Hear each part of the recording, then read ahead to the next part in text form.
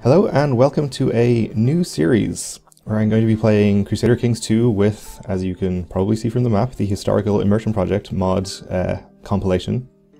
This is the latest version of HIP, which includes a new module called EMF, Extended Mechanics and Flavor, which is why I wanted to try it out with a new series here. And decided that I'm going to play as the tiny Republic of Amalfi here at the 867 start. So let's go ahead and get started. It has been kind of a while since I played as a Republic, so I might be a little rusty on some of the mechanics, but I'm sure I'll pick it up pretty quickly. Okay, and the project balance, and this is the new module in this version of HIP, which is the reason I couldn't upgrade my still running, I haven't cancelled it, Denmark campaign to this version.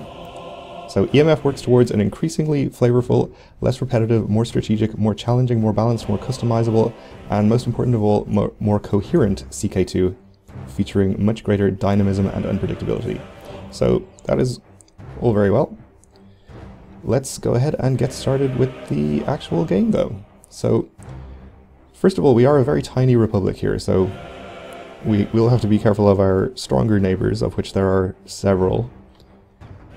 And we have another problem in that we are Greek Byzantine, I guess, whereas all of the other patricians in the Republic, I believe, are... oh no, some of them are Greek, but I think a lot of them are Southern Italian, so they already wouldn't like us very much, just because we're rival patricians, but we now have also the added penalty of being the wrong culture as well. We are at least Catholic though, we're not Orthodox. We're not a great character, we have okay martial, but we have pretty bad stewardship, which is a problem for a patrician. And our son is a little better, though he is a hunchback. He actually is Orthodox, which is kind of a problem. The first thing we might want to do is try and get him converted. I think if we name him our designated heir, yeah, that increases his opinion considerably. Still can't demand religious conversion. Okay, so he's at least Catholic now. How about his son? Also Orthodox. Let's try and educate him ourselves though. Hopefully we can flip him to Catholic, just to reduce the problems we're going to have with our fellow patricians.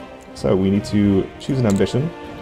This is one of the features added by EMF. You get some extra interesting ambitions, like we can pledge to be at peace for 15 years, which is not something we can... I believe we can't just choose this and then if we decide we want to go to war in 5 years, do it. I think it actually locks us out of going to war. Or no. Or we will face a stiff penalty if my pledge is broken. Okay. So that's what we could do. Unfortunately, I think we're going to have to go to war pretty soon, so let's not do that. We can have the ambition to win a holy war or a war, or be seen publicly as pious. I think what we'll do, or become King of Sicily, which I would like to do, or rather, you know, Serene Doge of Sicily, or whatever it'll be. That's more of a long-term goal, though. Why don't we try to find a hobby as our first ambition here. And let's get some council members doing things. So all of these are the rival patricians who are fairly unhappy with me, as you might expect. Let's set you improving diplomatic relations there. We'll train troops. Collect taxes. Have you study technology over here. Where else? In Constantinople. And our court chaplain can go and improve religious relations with the Pope, which is generally a good idea. So we'll also want to get started building a trade post. I think probably the best place to do so is in the neighboring province right here in Neapolis. Let's get that started before we get, you know, pipped at the post there by one of our neighbouring patricians. They won't actually start building, I think, until we unpause. We have a trade post limit of only 1 right now, which is probably a function of our low technology. So we wanted to get our trade practices up as soon as possible, as well as upgrading our personal house, which I think it's mansion here, increases the trade post limit. That will be a first priority probably. Also, building the trade post here will give us a CB to seize the city, which is probably something we're going to want to do. Let's also get our heir married before we unpause here. Preferably to somebody with good genetic traits. They might increase our chance of getting a useful offspring from here. How does he have a son if he's not married? Who knows? Probably just found him somewhere. No great traits available, it looks like. Let's get him married to this woman with a powerful voice. Okay, I think that mostly takes care of the housekeeping tasks at the start of the game here. We are not in line to become the next Doge or Patrician yet, but we'll obviously try to do that if at all possible. Although there are advantages to not being the Patrician sometimes. You can seize other people's trade posts while you're not in charge, which you can't do while you are the Patrician. Or the head guy. Protarchon, I guess I'm gonna have to get used to saying. I fear my grandson is too cynical for his age. Let's say... well, he could be cynical. That's not a bad trait, probably. Yeah, that's fine. He's also lustful. A lustful 8-year-old. Let's go to speed 4. Probably not going to have too much happening at the start of the game here. But I am hoping for some interesting events. My eager courtship of a certain lady has gotten me nowhere. Her icy response can cool even the warmest heart. I will not give up. There must be something I can do to win her affection. So this is my courtier, Garifalia. A beautiful name. So we can try poetry. 50% chance of my icy lady does not thaw, or 50% chance of her heart is melted, or can perform heroic deeds of valor, which is pretty much the same possible outcomes. I guess we are a lustful man, so that's probably why we're having this this event. We're brave. Why don't we try heroic deeds of valor? That seems appropriate. I was shamefully caught in action with a beautiful servant today by court chaplain Dionysius. He scolded me and lectured me in the virtues of chastity. Oh. Oh well. My attempts to make her mine have been to no avail. She is as frosty as the Lord of Winter himself. We lose prestige and she dislikes us. Yeah, of course we won't give up. Let's keep an eye on our trade post here. My daughter became Mysticus. Okay. One cynical comment after another. I could not take it anymore. I even tried to bribe Joanna so she would shut up and stop firing cynical remarks at me. Stop it. Fair enough. That's a vanilla event, I think. That's not part of the mod. So we're pretty low on prestige and all that kind of stuff. We could probably try to go on some grand hunts. We could also try to convert to the local religion. I guess the province here is Orthodox, is the thing. Yeah. So maybe I'll set my chaplain to... He's Catholic, right? Yeah. Set my chaplain to proselytizing here rather than brown-nosing the Pope. And also, we can hold a summer fair. Given the order that a summer fair should be held, should make the peasants happy.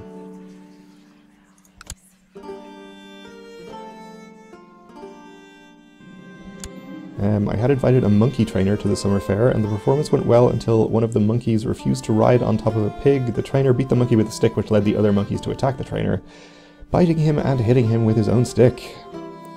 So serves him right, or can gain some small amount of prestige.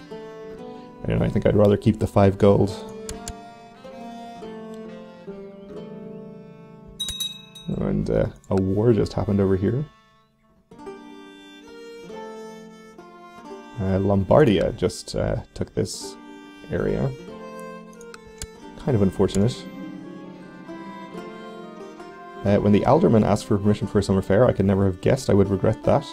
After a pie powder court held in front of my own bailiff, they sentenced one of my vassals to being drawn in a tumbler across the town square. So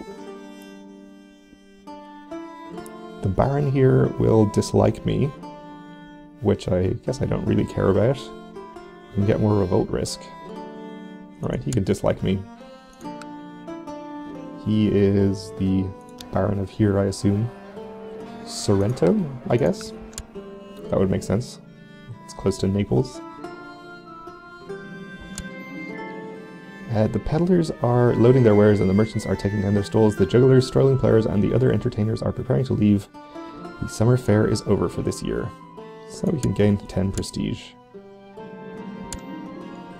The wells used by your court for water have dried up. It is time to dig up new ones, and soon or else everyone at court will die of thirst. Okay. I guess that seems important. I think we could also go on a pilgrimage. That might be a good idea. Sure. Doesn't hurt to have lots of piety. There are a number of different holy places you could visit on your pilgrimage. All of them are considered most sacred by the Holy Church, but a somewhat closer destination might mean a safer journey. Let's go to one of the ancient sites, Jerusalem or Rome. Why don't we go to Rome, since it's only a short journey up the coast there. Arrange marriage from the King of Bavaria, or rather the Duke, wants to marry my daughter. To his son, I assume. Okay. I'll allow it. My things are packed and everything is in order. Soon I will walk the streets of the Eternal City and see all its marvels. My journey begins.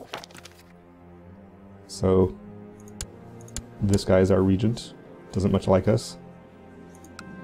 I doubt he can cause too much trouble though. As you stop to make camp near a river crossing, along with other pilgrims, you observe a group of builders working on a new bridge. Just upstream, you walk up to them and see that the arches of the bridge are already half completed. The master builder notices your interest and walks up to you and offers to tell you about the construction techniques they are using. So 30% chance of gaining learning, or we could be a real dick about it. Obviously we'll try to gain the learning. I'm not sure if we did, because I don't know what my previous learning stat was. You have finally arrived in Rome. As you enter the Eternal City, you are struck by the many ancient buildings and monuments that you pass by. It is truly impressive, and you try to imagine how the apostles felt when they first came here on their holy mission, at a time when the city's power is at its peak. Okay. All 1,000 roads lead men forever to Rome.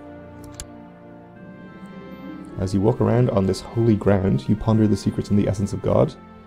The teachings of the Holy Church have never felt more relevant to you than now. Imagine the knowledge contained in the scriptures stored here. So we could gain the trait Scholar, which would actually fulfill our ambition. Or we can gain Piety. Let's try and do this. Excellent. So let's go ahead and...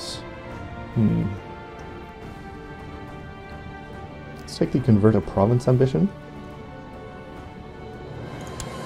Since we are trying to convert our only province as we speak. You finally returned from your pilgrimage. It was a rewarding and interesting journey, and you do it all again if you could. Still, it's good to be back home. Gain the trait Pilgrim. Gain 30 Piety. Nice. What are my chaplain's chances? 4.37 yearly. Not too bad, I suppose. My young grandson wants to know what it is all about. Why are we here on Earth? So yes, we will obviously make him a proper Catholic Christian, which was our whole motivation for educating him in the first place. Okay, so we've completed our trade post here, which is good. 9.7 income from that. And let's see, no trade zone showing up yet. Now we're going to get the sound of jingling coins every single month for the rest of the game. So get used to it. But I think it's worth it for the extra income. That, of course, also gives us a CV on this guy to seize the city. So maybe we should do that, or try to. He has 758 men. I can raise 373, so probably not a good idea right now.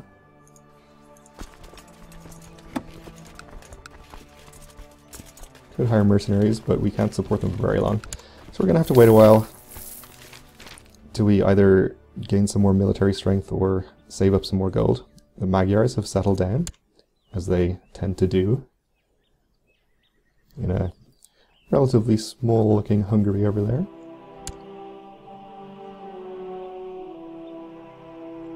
So our other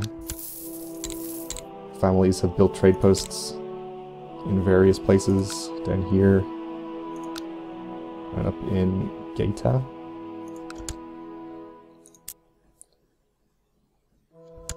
So we can see our trade dominance extending. I think the only other republic in the game at this start date is Venice up here, so they will be our only rivals for the Mediterranean trade. Peasants attacked him while collecting taxes. How dare they? Patrician Sico feels I risk too much with my escapades. Well, you know, I enjoy my escapades. What would life be without escapades? Could hold another summer fair, but I think I will hold off and just save up money for a while. Righteous imprisonment. He's the leader of a plot to kill one of my rival patricians.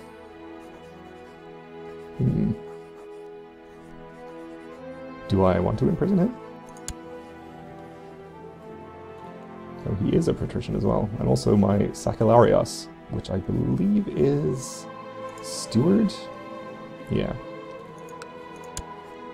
I don't think I'm going to imprison him. I think I'm just going to let him. If they kill each other, that's fine with me. A trade galley belonging to the Polkarios shipping empire has been several days overdue. This morning another captain on the Musco payroll came into port with flotsam from the lost ship, which he claims to have found in the wake of a recent storm. It looks like your galley was caught in it. So we lose 50 gold. I'm not really a big fan of these random lose or gain gold events that you get as a republic. They're just vanilla events. I think they're in the base game. They're not added by any of the mods. Okay. My grandson is mastering the art of swordsmanship. But it's all quite random. I don't think it's really affected by anything logical. After a lively evening at court, where everyone drank, laughed, and feasted, me and Joanna were left alone by the late hours after everyone retired to their quarters. We happily chatted for some time about the most diverse topics as the servants prayed that we dismiss them. Finally, as fatigue was starting to show, I suggested we take the conversation to the bedroom. No better way to conclude a day. 50% chance she becomes pregnant. At the age of 53. I guess she did not. Call to arms from Bavaria here. Well, obviously we don't want to lose 150 prestige. That would be outrageous. So I guess we'll accept. End up at war with Lotharingia. And hopefully nobody else. Sure, we're much too small and insignificant for them to come down here and bother with, though. And we have a new pope. Pope Calixtus II. Who is Gaelic, actually. Interesting.